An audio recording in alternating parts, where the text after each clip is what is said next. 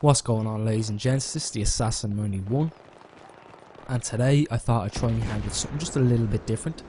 I thought I'd try my hand with a gun review for Battlefield 3, just to see what people think. So I decided to start with the KH2002 in the assault class.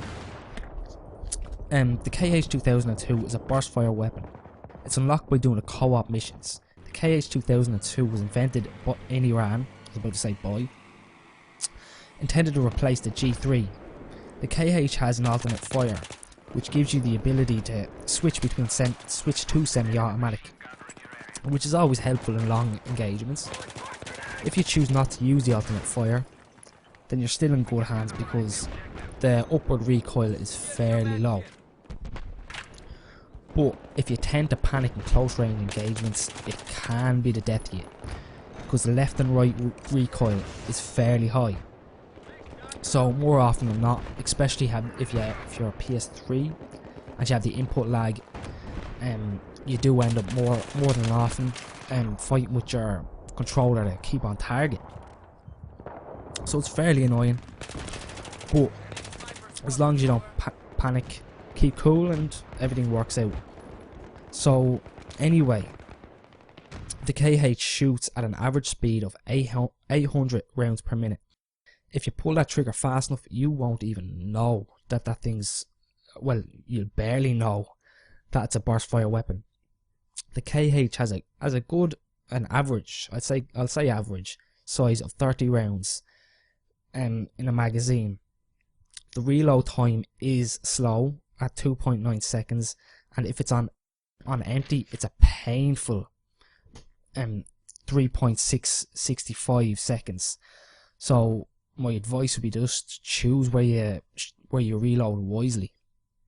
The weapon deals an average damage with 4 shots to the body and 2 shots to the head. After 8 meters,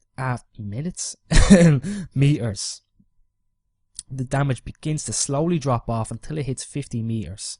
After 50 meters, the damage becomes 6 shots to the body and 3 shots to the head. The bullet's maximum range is 975 meters. So that's a good range. I don't think you're ever going to get it. I wouldn't get a shot from that far anyway. As for the weapon, I think it's a great weapon, especially for close to medium ranges. It's a great weapon. As for long ranges, I don't think it does as well as the other assault rifles, mainly because the bullet spread is high. It's fairly high, and it's not really noticeable until you get to long ranges. But it is a fairly good weapon if you're looking to get stuck into the action. Arm and aim-com, cap a flag, whatever you want to do. If that's what you like to do, then this is the weapon for you. Do you know what I mean? Anyway, for the attachments, I think I'd advise the foregrip, which gives you 50% less recoil. The iron sights in this weapon are fairly good.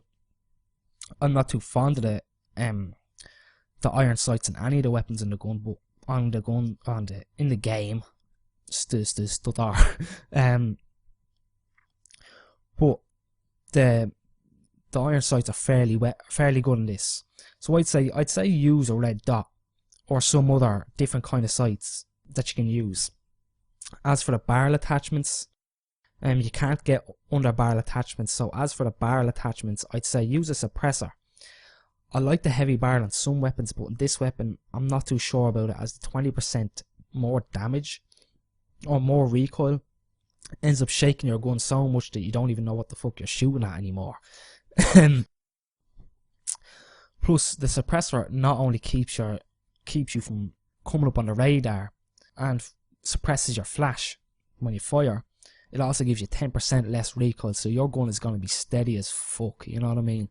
It'll work out fairly well for you. So yeah, so that's about it anyway. Please leave a comment and tell me what you think about this series, if you like it, if you don't like it. So hope you enjoyed the video, and I'll talk to you soon.